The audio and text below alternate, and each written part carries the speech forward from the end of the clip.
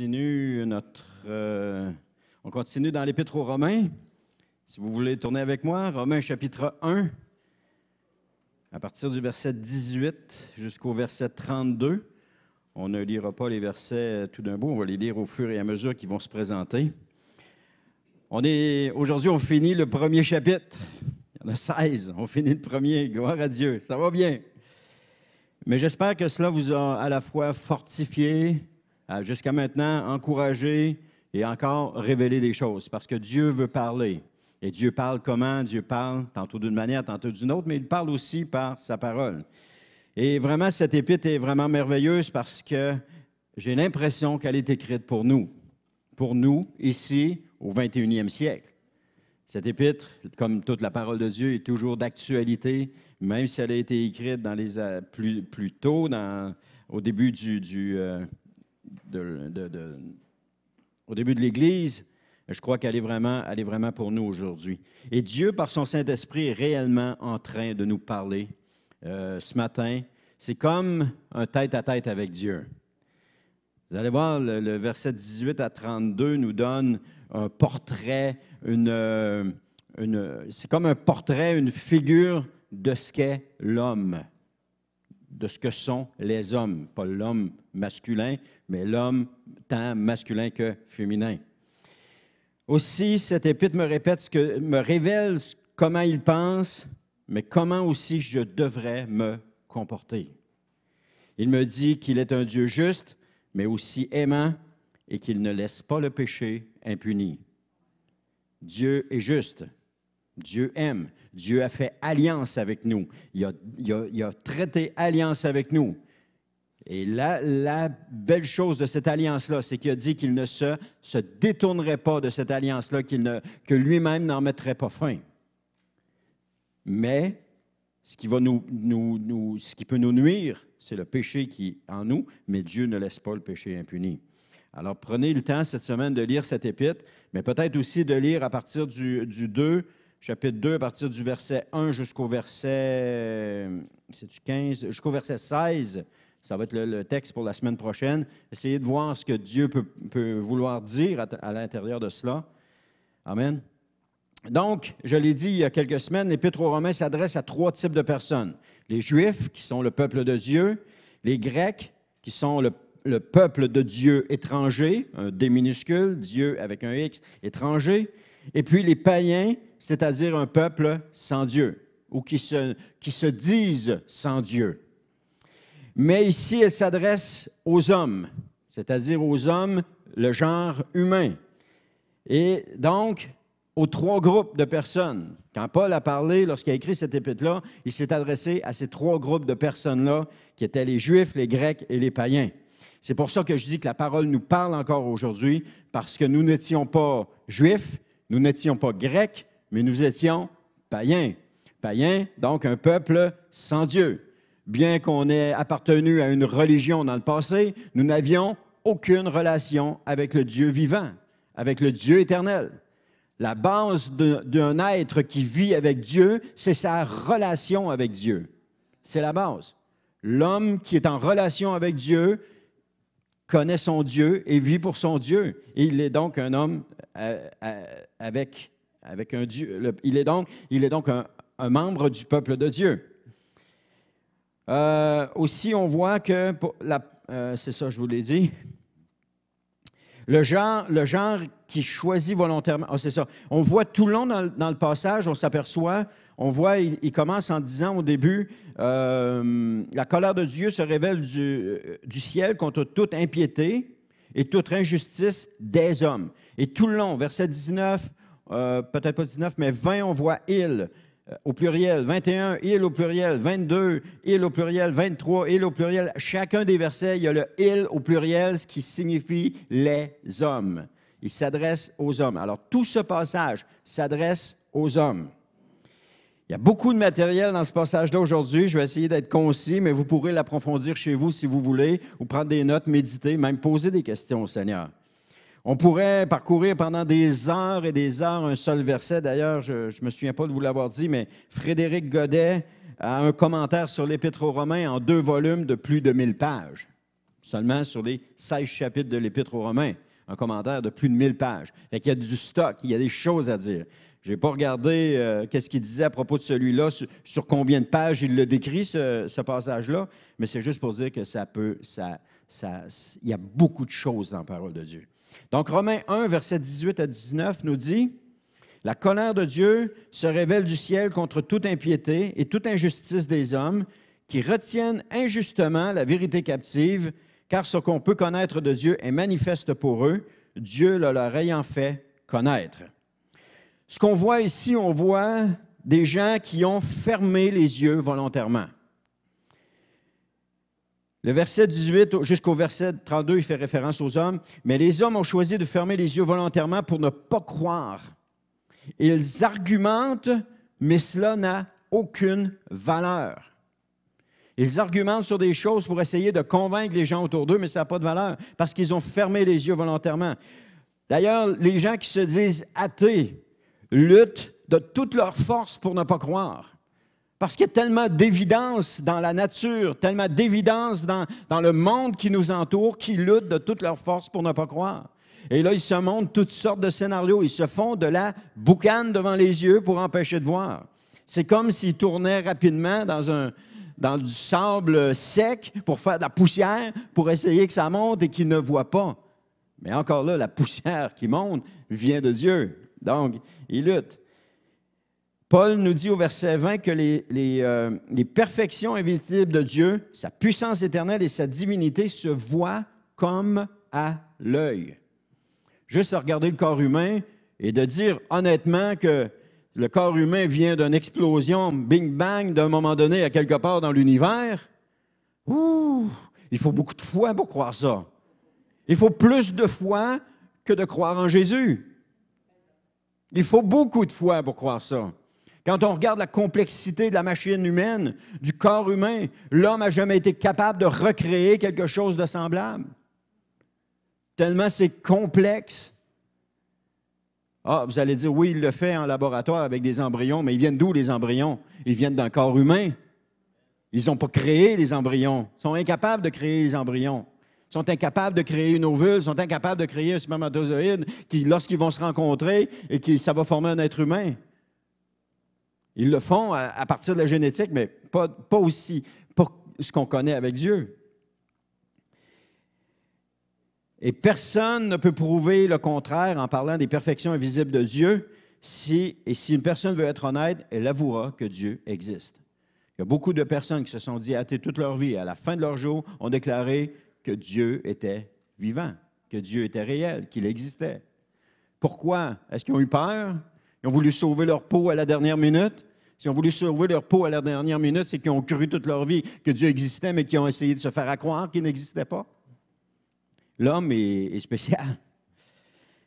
Amen. Ça nous dit au verset 19, parce que Dieu, le leur ayant fait connaître. On ne peut pas dire que Dieu n'existe pas parce que Dieu nous le fait connaître. Donc, les hommes ont fermé volontairement les yeux pour ne pas voir. Pour ne pas voir que Dieu existe, ne pas croire. J'ai parlé du corps humain. Vous savez, si on peut aller dans l'infiniment petit comme dans l'infiniment grand. D'un côté ou de l'autre, on va dans l'infini. Il n'y a pas de limite. Dieu est infini et sa création est infinie. L'atmosphère se régénère constamment, de même que dans l'infiniment petit, c'est pareil. Des fois, je faisais une blague aux enfants, je disais, tu sais, on ne touche pas à la table. Mathématiquement parlant, là, je ne touche pas à la table. Parce que si je pars en disant que je pars d'ici et que je divise par 2, je divise par 2, je divise par 2, je vais diviser par 2 à l'infini, je ne toucherai jamais la table. Il disait, papa, tu joues avec les mots. Mais c'est vrai, mathématiquement parlant, c'est vrai. Donc, on est à l'infini. On a l'impression qu'on touche, mais on ne touche pas. On a l'impression qu'on est là, mais on n'est pas là, non. On n'ira pas jusque-là. Vous êtes là ce matin. Mais dites-moi amen de temps en temps pour que je sois convaincu que vous êtes là. Amen. Amen. Ici, on voit que les hommes ont fermé volontairement les yeux pour ne pas voir, pour ne pas croire, mais ce n'est pas la description de l'Église, mais des hommes. Ça peut être des hommes qui sont dans l'Église ou à l'extérieur, des hommes comme des femmes qui ont fermé volontairement les yeux pour ne pas croire. Mais cela a eu des conséquences graves sur eux. Parce que l'homme peut fermer les yeux sur une multitude de choses. Il peut fermer les yeux sur le péché, il peut fermer les yeux sur sa réalité, il peut fermer les yeux sur sa vie, il peut fermer les yeux sur plein de choses et ne pas croire. Mais malheureusement, ça a une conséquence grave, c'est que ça nous entraîne de plus en plus profond vers le péché. Mais cela a eu des conséquences graves pour eux et les hommes, en général, vont payer de leur vie pour l'éternité. On ne joue pas avec Dieu et avec le péché, nous devons rester honnêtes avec lui. On ne joue pas avec Dieu et avec le péché. On reste honnête. Romains 10, 21 à 27 nous dit, en effet, 20 à 21, Romains chapitre 1, versets 20 à 21. En effet, les perfections invisibles de Dieu, sa puissance éternelle et sa divinité se voient comme à l'œil. Depuis la création du monde, quand on les considère dans ses ouvrages, ils sont donc inexcusables, puisqu'ayant connu Dieu, ils ne l'ont point glorifié comme Dieu et ne lui ont point rendu grâce, mais ils se sont égarés dans leurs pensées, leur cœur sans intelligence a été plongé dans les ténèbres. Ce qui éloigne de Dieu maintenant. Ce passage peut faire état de ceux qui croient à la théorie de l'évolution, mais c'est aussi à toute autre théorie qui va à l'encontre de la Bible. Parce que tout ce qui va à l'encontre de la Bible, toute théorie qui va à l'encontre de la Bible nous éloigne de Dieu. Toute théorie nous éloigne de Dieu, souvent. N'oublions pas que dans ce passage, il fait allusion aux hommes en général. Ils ont connu Dieu, mais ils ne l'ont point glorifié, ils ne lui ont point rendu grâce. À ce moment-là, on est dans l'orgueil. Les hommes ont préféré adorer la créature, nous dit la parole. Ils ont préféré adorer la créature plutôt que d'adorer le Créateur. Alors, ils ont connu Dieu, ils ne l'ont pas glorifié, mais ils ont choisi de s'égarer dans leurs pensées. Ils ont choisi. C'est un choix. Frères et sœurs, nous faisons des choix. Ah, ce n'est pas de ma faute, c'est à cause de l'autre. Adam a dit ça, Ève a dit ça d'Adam, Adam a dit ça du serpent. Non, ou le contraire. Adam a dit ça de Ève, puis Ève a dit ça du serpent. Ce n'est pas de ma faute, c'est la faute de l'autre. Et ça, laissez-moi vous dire qu'on apprend ça à la naissance. En venant au monde, on apprend ça. Les jeunes à l'école, c'est jamais de leur faute, c'est toujours la faute de l'autre. Donc, on apprend ça très jeune. Amen. Est-ce la faute de Dieu s'ils ont choisi de s'égarer? Certainement pas. Les hommes sont bien capables de le faire tout seuls. Dans les universités, on enseigne la théorie de l'évolution. On enseigne une théorie qui ne tient pas la route. Je ne ferai pas un débat sur l'évolution, mais je fais juste un petit parenthèse ici. Une théorie qui est remplie de lacunes et d'incohérences. Pourtant, les hommes y croient. Ils y croient.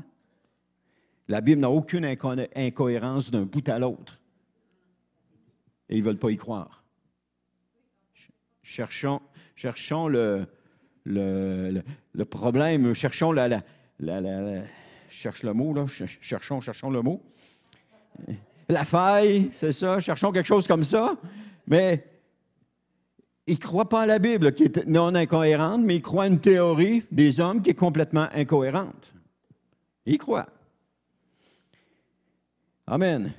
Mais la Bible n'a aucune incohérence. À la fin, sera révélée la vérité.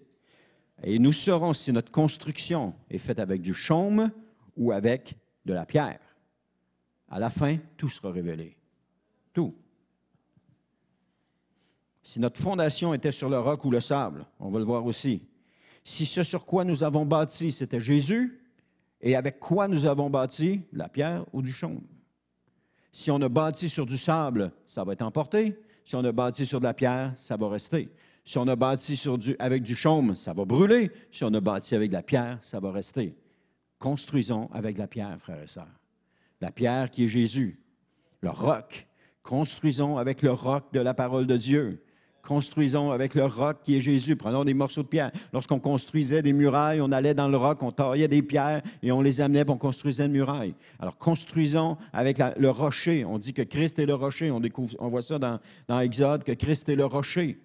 Paul nous en parle aussi, que Christ est le rocher. Alors, construisons avec des pierres qui viennent de ce rocher-là et bâtissons sur une fondation qui est Jésus-Christ. Une fondation sûre et solide. Amen.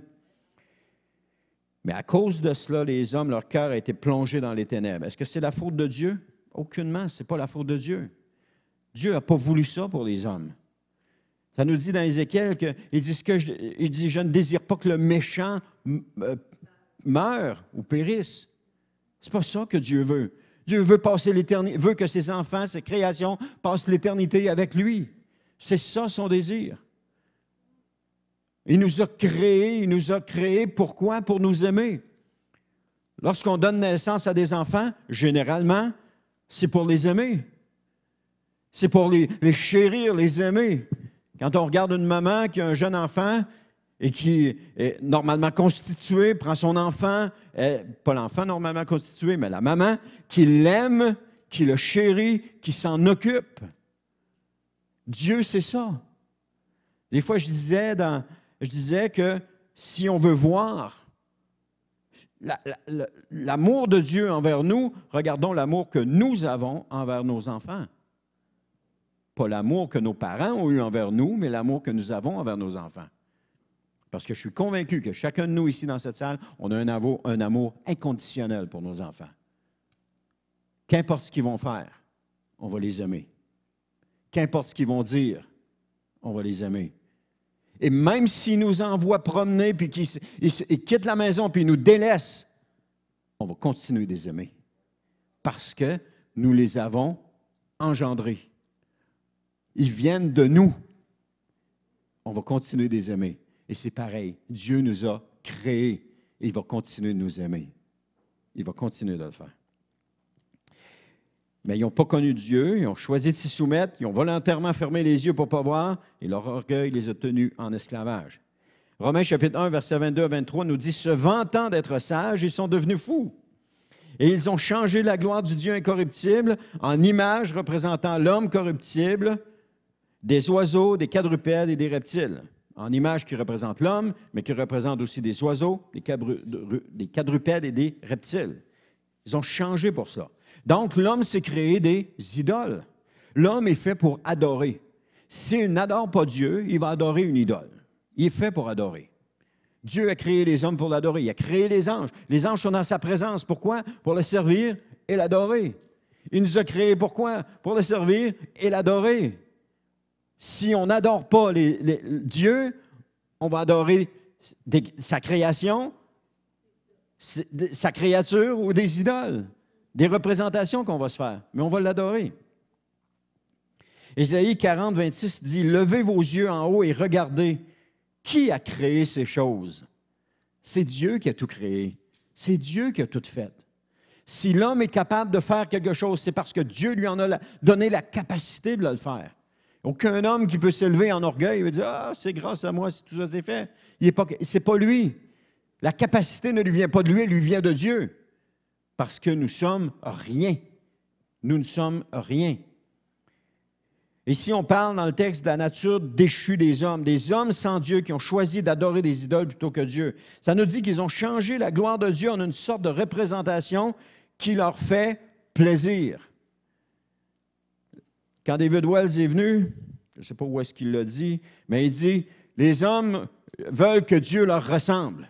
Ils veulent un Dieu à leur ressemblance. Alors, c'est comme s'il plaçait un miroir par en haut qui se regardait et il dirait, « Seigneur, c'est à ça que je veux que tu ressembles. » Mais Dieu ne peut pas nous ressembler parce que nous sommes de nature déchue. Il ne peut pas nous ressembler. Mais par contre, nous pouvons lui ressembler. Nous pouvons tenter de lui ressembler de plus en plus. Amen. Ils désirent un Dieu à leur image, ils désirent un Dieu qui leur ressemble, ils ne veulent pas se soumettre au Dieu créateur parce qu'ils en ont peur. S'approcher de Dieu fait peur.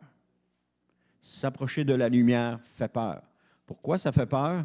Parce que ça révèle la vérité. Ça va révéler ce que c'est. Plus tu t'approches de la lumière, plus tu vas voir ta véritable nature. Si tu restes loin de la lumière, tu ne verras pas ta véritable nature. Mais si tu veux la voir, il faut s'approcher de la lumière. Roberto nous disait tantôt une parole qui vient de Dieu. Je veux une relation avec vous. Dieu veut une relation avec chacun de nous. Mais la relation, frères et sœurs, elle fait peur. Parce que de un, elle demande un engagement. De deux, elle demande du sacrifice. Et de trois, elle demande de nous compromettre. C'est-à-dire de nous dévoiler à lui. Lorsqu'on a une relation avec les hommes, pourquoi, bien, pas lorsqu'on a une relation, mais pourquoi est-ce que les hommes et les femmes n'ont plus ont une certaine relation superficielle? Parce qu'il manque l'engagement. On va vivre ensemble, si ça ne fait pas, on se séparera. Il n'y a pas l'engagement qui est là. L'engagement, c'est ce qui est le plus important dans une relation. Je m'engage à aimer l'autre. Pas tu t'engages à m'aimer, c'est je m'engage à aimer l'autre. C'est moi qui fais le pas de m'engager à aimer l'autre. Et si l'autre fait le même pas envers moi, il y a un genre de cohésion dans la relation. Mais si je m'attends à ce que l'autre fasse tout pour moi, puis que moi, je me laisse là aimer, c'est débalancé. Si je veux aimer quelqu'un, je dois m'investir dans la relation. Dieu s'est investi. Dieu a tout préparé, il s'est déjà investi, il a déjà tout fait ce qu'il avait à faire. Il attend juste après nous. Il nous attend, c'est tout. Mais lorsqu'on va s'avancer avec lui dans cette relation, puis qu'on va commencer à dire, « Seigneur, je veux cette relation avec toi », j'entends déjà la voix de Dieu dire, « OK, moi j'ai fait alliance avec toi, maintenant toi fais alliance avec moi. » Oh, ben là, je veux peut-être pas tout de suite, là, Seigneur. Faire alliance, c'est reconnaître, tu sais, quand on fait la prière de repentance, cette prière de repentance-là a été galvaudée, elle a été banalisée, elle a été utilisée à toutes les sauces. En réalité, c'est une prière d'engagement. Combien de personnes ont fait cette prière-là quand ils ont sorti les portes, ils sont retournés dans leur ancienne vie et qui n'ont rien fait? On ne les a plus jamais revus à l'Église. Pourtant, ils étaient tout en avant en train de faire la prière, puis on ne les a plus revus. C'est une prière d'engagement. Je m'engage avec Dieu. C'est pas juste, OK, maintenant, Seigneur, vas-y, fais tout. Non, je m'engage avec Dieu. Donc, si je m'engage avec Dieu, je m'engage à entretenir la relation, je m'engage à entretenir la relation, le dialogue, je m'engage à entretenir une relation saine avec Dieu. Je m'engage dans cette relation-là. Et Dieu s'est déjà engagé. Lorsqu'il a envoyé Jésus-Christ, Dieu s'est déjà engagé. Il s'était engagé avec Abraham au début, en parlant de la multitude qu'Abraham aurait, des enfants qu'il aurait. Dieu s'est engagé avec Abraham dans cette relation-là. Il l'a confirmé en envoyant Jésus, qui est venu mourir sur la croix. Il a encore une fois prouvé son amour pour nous. Mais maintenant, c'est à nous de s'engager avec lui, de prendre un engagement, de dire, Seigneur, voilà. Me voici, Seigneur, comme on le fait dans un couple. La cérémonie, lorsqu'on fait la cérémonie d'un couple, ce n'est pas juste une cérémonie pour plaire à tout le monde puis se présenter devant tout le monde, mais c'est une cérémonie d'un engagement de l'un envers l'autre. Est-ce que tu promets de l'aimer jusqu'à la fin de tes jours? Oui, parfait, signé. Non, il faut demander à l'autre aussi. Il ne faut pas demander juste à un, il faut demander à l'autre aussi. Est-ce qu'il veut, lui? Oui, il le veut. Amen. Avez-vous remarqué que c'est là qu'on demande de partager les alliances, puis après ça, d'embrasser la mariée? Hein? C'est après que les deux se sont engagés l'un envers l'autre. C'est dans cette relation-là. Mais une relation demande des sacrifices. Elle demande beaucoup de sacrifices. Amen. La porte d'entrée pour entrer dans la présence de Dieu, c'est la repentance et un changement de comportement. Se tourner vers Dieu et l'adorer tout en délaissant le péché. Les gens pensent que tous leurs problèmes sont d'ordre religieux, puis c'est vrai, mais s'ils acceptaient de se tourner réellement vers Dieu, il y aurait plusieurs de leurs problèmes qui se régleraient ou qui seraient réglés. Amen. Alors, nous sommes nés, je l'ai déjà dit souvent, nous sommes nés pour vivre dans le jardin, c'est-à-dire la présence de Dieu. Nous sommes créés pour vivre dans le jardin, mais malheureusement, nous vivons au désert privés de la présence de Dieu. On vit au désert. C'est dur, la vie dans le désert. On a eu l'occasion, on a eu le privilège de voir le désert en Israël. Et la vie est dure au désert. C'est aride, c'est sec, c'est rocailleux. Ce n'est pas un beau jardin rempli de beaux arbres et de belles fleurs, c'est quelque chose de difficile. Donc, le désert, c'est un endroit aride. Et si quelqu'un tombe parce qu'il s'est accroché dans une pierre, il n'aura pas juste mal aux orteils, mais il va avoir mal aux genoux, puis il va avoir mal aux mains parce qu'il va tomber dans toutes sortes de pierres. De plus, il y avait un arbre qui était dans le milieu du jardin, l'arbre de la connaissance du bien et du mal, mais il y avait aussi l'arbre de la vie éternelle, où est-ce qu'Adam et Ève pouvaient prendre le fruit et en manger. Cet arbre-là, on le retrouve à la fin, mais cet arbre-là, c'est Jésus-Christ, qui vit maintenant en vous. Et qu'est-ce qui fait que vous avez la vie éternelle? C'est à cause de Jésus. C'est à lui qu'on doit la vie éternelle. Amen. Ça dit aussi que il les a, dans le passage, ça dit, se vantant d'être devenus fous, c'est ça? Ils ont changé la gloire de Dieu et Dieu les a... Non, c'est pas là. Je me suis perdu. Non, c'est pas que je me suis perdu, mais ça dit à un moment donné que Dieu les a livrés. Livrés. Il les a livrés. C'est-à-dire, c'est comme si, bon, c'est ça, vous ne voulez pas m'écouter, mais allez-y, je vous envoie là-dedans. C'est pas tout à fait ça, le mot qui est derrière tout ça. Le vrai mot, c'est il les a laissés. Ou abandonnés, merci. Il les a laissés. Ah, c'est dans le prochain verset. Il les a laissés ou abandonnés. Il les a laissés aller. Comme par exemple, ben, si vous ne voulez pas m'écouter, je ne peux pas rien faire. Je parle comme si j'étais un père. Je ne peux pas rien faire. Vas-y. Est-ce que vos parents ne vous ont pas déjà dit ça à un moment donné, à force que vous argumentiez pour quelque chose? T'argumentes. Je me souviens d'une fois, on voulait avoir des vélos, mais là, tout à coup, on a vu un cousin qui avait des walkie-talkies. Là, on voulait des walkie-talkies. Mais là, mon père, il dit non, j'ai moyen de vous acheter un vélo, pas un walkie-talkie en plus. Oui, on veut des walkie-talkies. On n'en veut plus du vélo, on veut des walkie-talkies, on veut ça. Mon père, il disait, ça, vous ne jouerez pas longtemps avec ça. Ça va durer quelques semaines, puis ça va être tout. Après ça, vous allez vouloir. Non. Hey, on était les trois gars, je m'en souviens. On va jouer tout l'été avec ça, on veut des walkie-talkies, puis c'est correct. Vous en voulez, je vais vous les acheter. Ben, il n'achetait pas les vélos, là.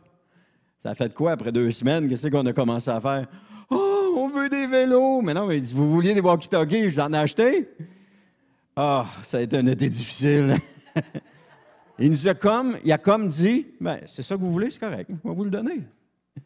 Et qu'est-ce que ça a fait? Ça nous a entraînés dans une voie qui n'était pas la voie qu'on voulait originalement et ça nous a fait du tort plus qu'autre chose. On a fini par en avoir des vélos, mais ça a été à la fin de l'été avant qu'on en ait.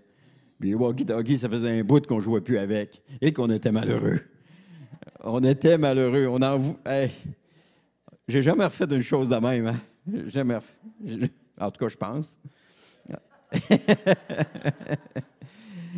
On a appris. Mais mon père nous a laissé aller. Mais c'est la même chose aussi. Des fois, on peut agir, on peut avoir un enfant. Bon, on va vous donner un autre exemple. Notre fils, il est à l'école, et puis là, tous ses amis ont des parties ensemble, puis on sait que les amis, ça prend aller au secondaire, quand ils se retrouvent ensemble, ça prend de la bière. Ils n'ont pas l'âge d'en acheter, mais ils en ont toutes. Ils se trouvent de la drogue et tout ça. Puis on dit à Denis Michel, c'est pas la meilleure chose pour toi d'aller là, dans ces parties-là, parce que tu risques de te laisser influencer et entraîner. Non, il n'y a pas de danger, blablabla, etc. Qu'est-ce qu'on a fait à force qu'il argumente, On dit, c'est correct. Vas-y. Mais s'il y a de quoi, tu m'appelles, je vais aller te chercher. Même s'il est 3 heures du matin, tu m'appelles, je vais aller te chercher. On restait derrière lui pareil. Il a appelé, je pense qu'il était 10h30 le soir. Oh, il dit, passe correct si tu veux venir me chercher. Il dit, je file pas bien, là, puis j'ai mal à la tête, j'ai mal au cœur. C'est beau. L'odeur, pas habitué à l'odeur, toutes les odeurs qu'il y avait dans cette pièce-là. Mais qu'est-ce qu'on a fait? On a dit, correct, vas-y, tu veux y aller, vas-y. On a beau argumenter, mais il veut y aller. On l'a laissé aller. Gloire à Dieu, il est revenu. Mais quelque part, on lui a fait confiance. On lui a fait confiance, puis on savait qu'il reviendrait. Alors, notre garçon est revenu. Et on l'a fait de temps en temps. C'était la chose qui était normale à faire. Et Dieu a fait la même chose avec les hommes. Il les a laissés aller à leur penchant. Et ça, ce n'est pas juste dans le monde. C'est aussi comme nous, comme chrétiens, comme enfants de Dieu, lorsqu'on veut quelque chose, on le veut. Après ça, on dit, ben OK, Seigneur dit, correct, tu le veux, je vais te le donner, mais je sais que c'est mauvais. Vous dites, ouais, mais as-tu une preuve de ça? Oui, les rois d'Israël. Le peuple d'Israël a demandé un roi. Dieu leur a dit, le roi, ce n'est pas la bonne chose pour vous. On veut un roi, on veut être comme toutes les autres nations, on veut un roi, on veut un roi. Qu'est-ce qu'il a fait? OK. Mais je vous le dis, il va prendre vos filles, votre quoi?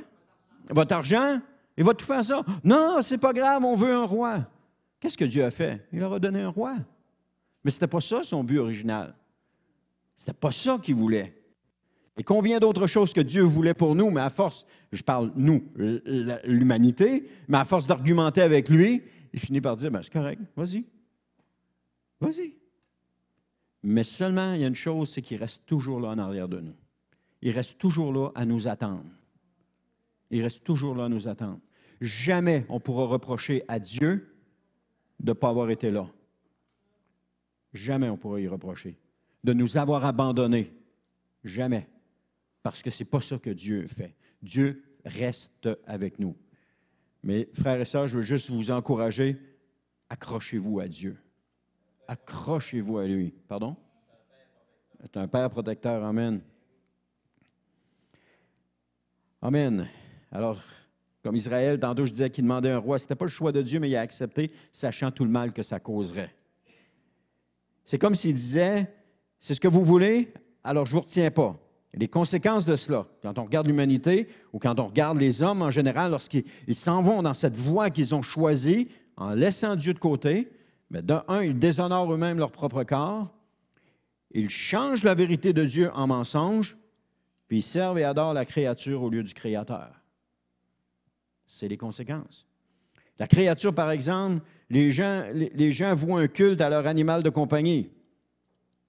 Ils sont plus attentionnés à ceux-ci qu'aux personnes qui les entourent. Mais le problème, c'est qu'en fin de compte, ils ont le même comportement que ces animaux-là. Ils se dévorent, ils luttent ensemble, puis ils se dévorent l'un l'autre. Lorsqu'on adore une idole, on devient comme notre idole. Si ce n'est pas Dieu qu'on adore, ce sera inévitablement une idole. Romains 1, 24 à 25 dit, c'est pourquoi Dieu les a livrés à l'impureté selon les convoitises de leur cœur. Livrés, c'était laissés ou abandonnés. En sorte qu'ils déshonorent eux-mêmes leur propre corps, eux qui ont changé la vérité de Dieu en mensonge et qui ont adoré et servi la créature au lieu du Créateur. Ça les a entraînés encore plus profondément. Et moi, je remercie Dieu de m'avoir gardé, parce que souvent, j'avais juste des idées qui allaient m'éloigner de Dieu. Juste des idées qui allaient m'amener ailleurs. Je voulais des choses qui n'étaient pas la volonté de Dieu. Et je me souviens d'une fois en particulier, je pense que je vous l'ai déjà compté. Mais c'est pas grave, elle est marquante dans ma vie. Où est-ce que je voulais être gérant dans l'entreprise où est-ce que j'étais? Assistant gérant, il y avait un poste d'assistant gérant, puis le Seigneur me disait, non, je ne veux pas ça pour toi. C'est pas ça que je veux pour toi. Elle disait, oui, Seigneur, je le veux, comme je suis capable de le faire.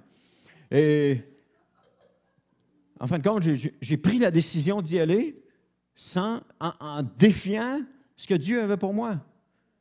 À partir du moment, ça a été un point tournant dans ma vie. Parce qu'à partir de ce moment-là, ça m'a amené au désert. Et là, Dieu a commencé à me travailler, mais au désert. Il aurait pu me travailler sur la voie qu'il avait choisie, mais à cause de mon entêtement, à cause de ma volonté que je voulais ceci, je voulais ça, ça m'a amené au désert. Je me souviens encore quand j'ai dit, je le prendrai, moi, le poste d'assistant gérant, si vous voulez. C'est comme si j'ai senti Dieu partir. Ce n'était pas le cas, mais c'était comme ça. Je suis sorti dehors sur l'heure du dîner. J'étais allé me mettre à un endroit où est-ce que je pouvais pleurer, puis demander pardon, mais c'est comme si ça ne passait pas ce coup-là. Cette fois-là, c'était la fois de trop. Et je m'en souviens comme c'était hier. Je me souviens de la plage, je me souviens de tout comme c'était hier. Ça a été marquant pour moi. Et ça m'a amené sur le chemin que Dieu m'a amené à prendre, le chemin du désert. Ça ne m'a pas amené dans le désert, mais Dieu a dit, parfait, on commence maintenant ici ton éducation. Parce que je réagissais comme quand je réagissais avec mes parents. J'étais pareil. Je n'avais pas changé. Je n'avais pas été éduqué de ce côté-là. Mais laissez-moi vous dire que si Dieu nous éduque, plus on est vieux, puis Dieu commence à nous éduquer, plus ça fait mal, puis plus c'est dur. J'avais 20 ans. 22 ans peut-être, 22 ou 23 ans à ce moment-là. Et là, j'ai pris le chemin du désert. Et une chose qui est extraordinaire dans cela, c'est qu'au même moment, à l'Église, il y a quelqu'un, un pasteur invité qui vient et qui nous parle de Deutéronome. Il nous fait un enseignement sur Deutéronome, où est-ce que Dieu nous invite à marcher au désert. Je me souviens encore une fois, dans ce même moment-là, je suis en avant, il fait un appel pour aller marcher avec Dieu au désert, puis là, je suis en larmes, puis oui, je vais marcher avec toi, Seigneur, puis je vivais toutes ces affaires-là, puis oui, je vais marcher avec toi. Mais là, j'ai su que ça prendrait 40, je serais là 40 ans, par exemple. Je ne l'ai pas réalisé sur le coup, mais pas longtemps après, je l'ai réalisé que ça prendrait 40 ans, puis c'est ça que ça a pris 40 ans, ou à peu près.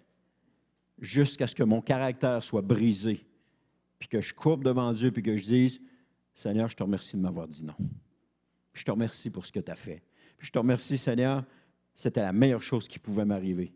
À ce moment-là, Dieu a commencé à... Je pense que je ne veux pas... je fais attention à ce que je dis aussi pour pas que ce soit mal interprété. Dieu a commencé à me regarder favorablement. C'est de même que je le sens. OK? Ça ne me dérange pas comment vous le concevez, mais c'est comme si j'ai commencé à avoir le regard favorable de Dieu sur ma vie. Non pas que je ne l'avais pas avant, je l'avais. Mais là, j'ai commencé à l'avoir. Et je vous dis ça, puis je sens l'émotion qui monte, mais Dieu a commencé vraiment à travailler, puis après ça, les choses ont déboulé rapidement. Mais Dieu m'a fait passer par là, puis ça a duré 40 ans. Je me souviens d'une fois, j'ai dit, Seigneur, ça prend combien de temps pour former un homme de Dieu? Il m'a dit 10 ans. Je me souviens de la réponse, 10 ans. Il dit, OK. Quand les 10 ans ont été écoulés, j'ai reposé encore la question parce que je ne me sentais pas un homme de Dieu. Il dit, ça prend combien de temps, Seigneur, pour former un homme de Dieu? Il me dit, encore 10 ans.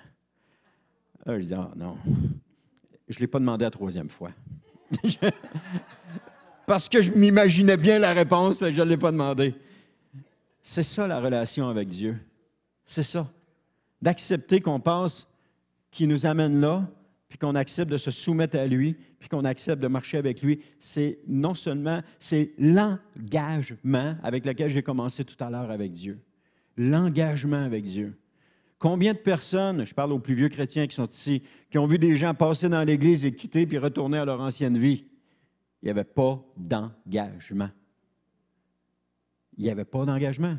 Ou ils ont mis fin à leur engagement parce que c'était trop dur. Passer 40 ans, une trentaine d'années au désert à se former, je vous garantis que ce n'est pas facile. J'en ai braillé un coup, j'en ai crié un coup au Seigneur.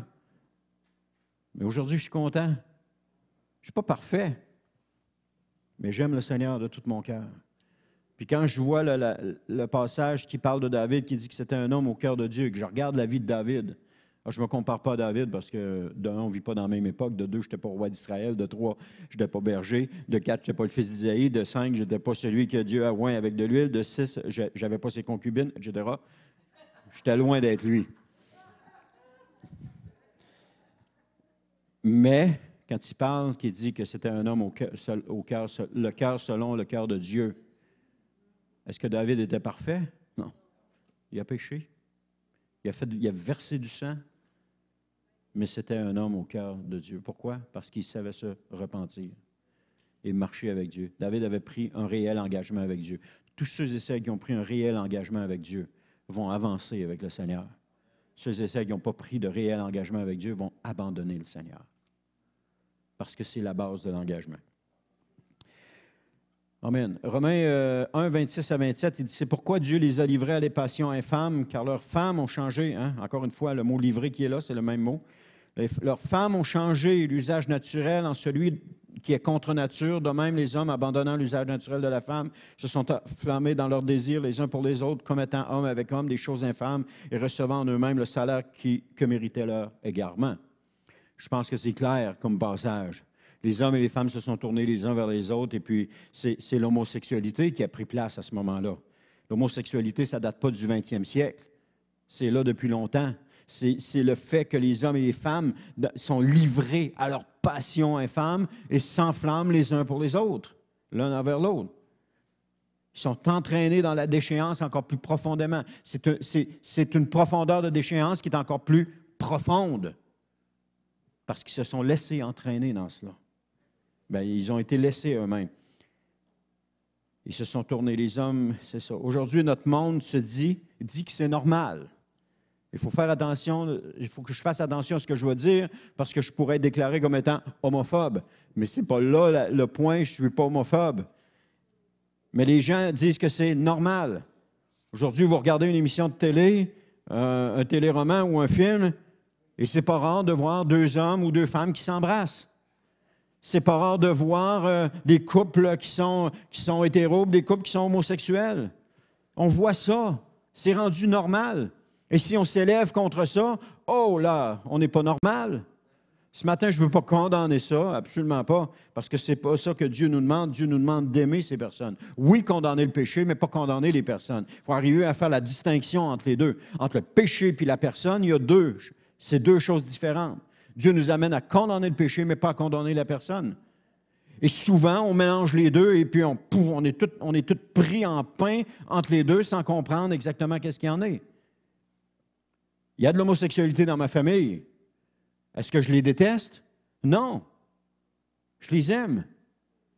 Mais je n'aime pas leur péché. Mais je les aime.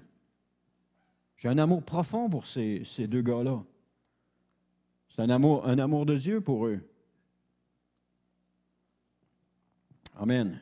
Aujourd'hui, notre monde se dit normal, que c'est normal.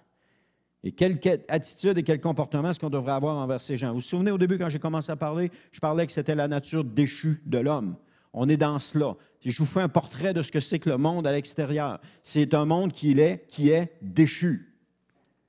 Mais est-ce qu'on doit s'isoler de ce monde-là? Non, on ne doit pas s'isoler de ce monde-là. On doit rester au milieu d'eux. Jésus a fait la prière à propos de ses disciples. Il dit, Père, je ne te prie pas de les enlever du monde, mais de les protéger. Il n'était pas question de les enlever du monde, de les mettre tous dans un monastère à quelque part. Voilà, puis mettre des clôtures, puis voilà, eux autres, ils sont saints, ils vont rester saints, c'est parfait. Non, restez. Où est-ce qu'on retrouvait Jésus? On le retrouvait dans les festins avec les gens de mauvaise vie. C'était quoi les reproches qu'on lui faisait? Qui étaient dans les festins avec les gens de mauvaise vie? C'était ça les reproches qu'on lui faisait. Est-ce que Jésus, on disait de lui qu'il était un buveur, puis, hein? Est-ce que c'est ça qu'il était? Non. Parce que ceux qui avaient besoin de médecins, c'est là qu'ils étaient. Les gens religieux étaient au temple. Mais Jésus n'était pas toujours là. Il était avec les gens, avec ces gens-là. Alors Dieu ne nous a pas demandé de nous retirer du monde puis de s'éloigner. Oh, on voit le péché. Oh non, je ne peux pas toucher à ça. Qu'est-ce que je vais faire? Je me retire. Non. Non. Même si ça sent mauvais, Dieu veut qu'on aime. Il veut qu'on aime. C'est pas compliqué. Il veut qu'on aime. Amen. Alors, quelle attitude est-ce qu'on devrait avoir envers ces gens? Les aimer. Amen. J'aime pas le péché, mais j'aime la personne. J'aime pas ce qu'ils font, mais je les aime. Ça demande une grande maturité pour être capable de faire la différence entre le péché et la personne. Trop souvent, on ne fait pas la différence. On déteste les personnes, mais c'est le comportement qu'on doit détester. Et les personnes qui sentent qu'on déteste leur comportement ont l'impression qu'on les déteste. C'est le comportement qu'on doit détester. Frères et sœurs, je vous en supplie, grandissons et devenons de plus en plus comme Jésus. Et posez-vous la question ce matin, est-ce que Jésus était comme moi? Est-ce qu'il était réellement comme moi? Mais posez-vous pas comme moi, mais posez-vous comme pour vous. Est-ce que Jésus était comme nous sommes? Il y avait un livre qui disait « Que ferait Jésus à ma place? » On pourrait en écrire un. Est-ce que Jésus est comme moi? Amen. Amen. Versets 28 à 32 nous dit « Comme ils ne se sont pas souciés de connaître Dieu, il les a livrés, encore une fois, fait 3 fois, à leur sens réprouvé pour commettre des choses indignes, étant remplis de toute espèce d'injustice, de méchanceté, de cupidité, de malice, plein d'envie, de meurtre, de querelles, de ruse, de malignité, rapporteurs, médisants, impies, arrogants, hautains, fanfarons, ingénieux du mal, rebelles à leurs parents, dépourvus d'intelligence, de loyauté, d'affection naturelle, de miséricorde. et bien qu'ils connaissent le jugement de Dieu déclarant dignes de mort ceux qui commettent de telles choses, non seulement ils les font, mais ils approuvent ceux qui les font. Ça vaut la peine que je recommence. Hein? Étant remplis de toute espèce d'injustice, on va y aller tranquillement, de méchanceté, de cupidité, de malice. Ah oui, mais la malice, c'est pas grave, ça quand même que j'ai un peu de malice. Ça dit, déclarant digne de mort ceux qui commettent de telles choses. OK. Plein d'envie. Oh, c'est pas grave si j'ai envie de quelqu'un. Déclarant de mort ceux qui commettent de telles choses. De meurtre. Ah, ça, par exemple. Ça, c'est correct. Là, je suis d'accord avec ça. De querelle. Déclarant de mort ceux qui commettent de telles choses. Ouais. De ruse. Déclarant de mort ceux qui commettent de telles choses. De malignité. Est-ce que quelqu'un connaît le sens de ce mot-là? Je ne l'ai pas cherché, malheureusement. Malin? OK. Alors, ceux qui déclarant de mort, ceux qui commettent de telles choses. Rapporteurs médisants, ceux qui commettent de mort, ceux qui dignes de mort, ceux qui commettent de telles choses. Voyez-vous comment on est? On a tendance des fois à prendre un péché puis à le classifier et dire « Ah, lui, il n'est pas trop grave, lui, il n'est pas grave, mais lui, il est grave, par exemple. » Et là, on classifie les choses. Mais si vous regardez dans la liste, est-ce que quelqu'un n'a pas envié quelqu'un d'autre à un moment donné? Hein? Est-ce que quelqu'un ne s'est pas querellé avec quelqu'un d'autre à un moment donné, ou en tout cas avoir eu envie de se quereller? Est-ce que quelqu'un n'a pas usé de ruse envers quelqu'un d'autre? Vous voyez qu'on est condamné à la mort? Et que si ce n'était pas de Jésus, nous serions morts? Si ce n'était pas de lui, on est foutus. Mais pire que ça, on juge ceux qui font ces choses-là. On les juge.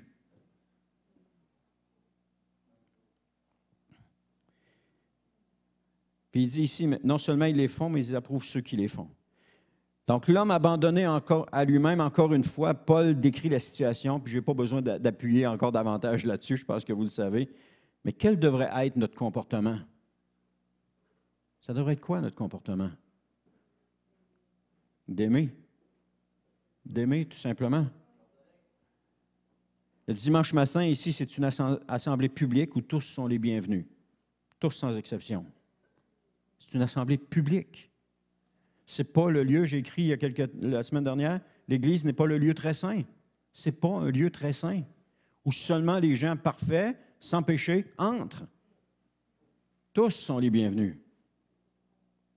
Mais ce qu'on doit apprendre, tous doivent être accueillis puis aimés sans distinction, mais ce qu'on doit apprendre, c'est à détester le péché et à aimer les gens. Détester le péché. C'est ça qu'on doit apprendre. Le détester pour notre vie aussi. Si je me querelle, que je juge de ruse, que j'ai de l'envie, je commets de l'injustice, je ne suis pas en train de détester le péché. Je suis en train de le pratiquer. C'est notre amour les uns envers les autres qui va faire la différence dans la vie des gens. Mais démêlons les choses. Démêlons-les. Je peux aimer quelqu'un, mais détester son comportement, détester son péché. Mais je peux aimer quelqu'un. C'est possible de le faire. Comme je peux détester quelqu'un à cause de son comportement et à cause de son péché. Mais il faut être capable de faire la chose. Jésus est mort pour tous. Il est allé à la croix, il est mort pour tous. Même ceux qui l'ont cloué sur la croix, il est mort pour eux. Il n'a pas fait de distinction. Maintenant, c'est à chacun de nous de s'évaluer, de rentrer en nous-mêmes, de regarder, est-ce que ma vie est en règle avec Dieu? Puis de demander pardon au Seigneur pour les péchés qu'on a commis. Si je pense que je suis parfait, je suis dans l'erreur, parce que je ne suis pas parfait. Si je pense que, ça m'arrive des fois de penser, là, je suis sur une bonne poussée. C'est là que je pique du nez. C'est là que je pique du nez, parce que là je me fie dans mes capacités. Là, ça fait que fin de semaine, 2 semaines. Là, je suis pas pire, là, je m'en viens bon. Monsieur, Je ne vous parle pas de l'autre semaine qui va venir après ou des 2 autres semaines qui vont venir après. Je reviens vite à ma réalité. Vite à ma réalité de ce que je suis réellement. Ce savoir aimer dans les moments difficiles nous aide à passer au travers et à vaincre. Ce savoir accepter, même si nous sommes encore tombés dans le péché, nous aide à passer au travers. Se sentir rejeté nous repousse encore plus profondément dans notre péché. Et j'aimerais vous dire un secret ce matin, personne n'est parfait. Un autre secret, tous ont péché. Donc, pourquoi faire de la discrimination les uns envers les autres? Nous sommes tous pareils devant Dieu. On est tous pareils, on est tous coupables, on est tous pécheurs, on a tous péché. Il n'y a pas de, je ne peux pas faire de distinction.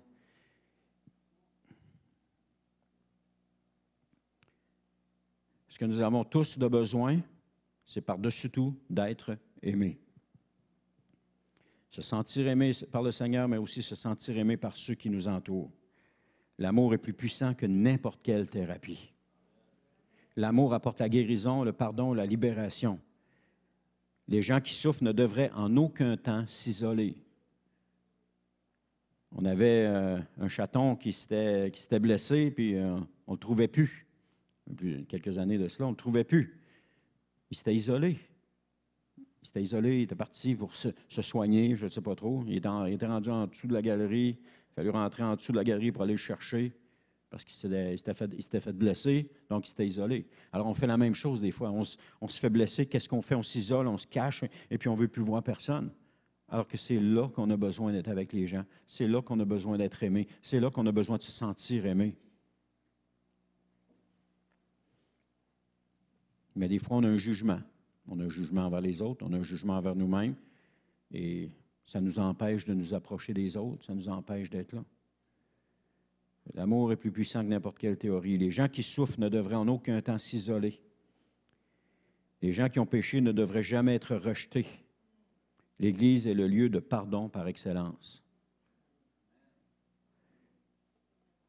Si on a une attitude religieuse, l'Église est un lieu saint et elle n'accepte pas du tout qu'il y ait du péché. Ce n'est pas une attitude de pardon. Ce n'est pas une attitude d'amour. Ce n'est pas l'attitude de Dieu, ce n'est pas l'attitude de Jésus. Chaque personne, chacun de nous, sommes responsables pour nous-mêmes. Je ne suis pas appelé à juger les autres. Mon ministère, que la parole de Dieu dit, c'est un ministère de réconciliation. Je suis appelé à réconcilier les autres avec Dieu. C'est notre ministère. Quand c'est quelqu'un dans la rue, c'est plus facile. Quand c'est quelqu'un dans l'Église, ça pue, ça n'a pas de bon sens, je ne suis pas capable. Alors que ce n'est pas ça du tout. Si c'est quelqu'un dans l'Église, on doit l'aimer. Si c'est quelqu'un dans la rue, on doit l'aimer. On doit avoir la même attitude, le même comportement. Chacun de nous est responsable pour nous-mêmes. Lorsqu'on va arriver en jugement, Dieu ne demandera pas, tout le monde, qu'est-ce que vous pensez de lui maintenant? Envoyez-le en enfer, celui-là, puis lui, garde-les. Non.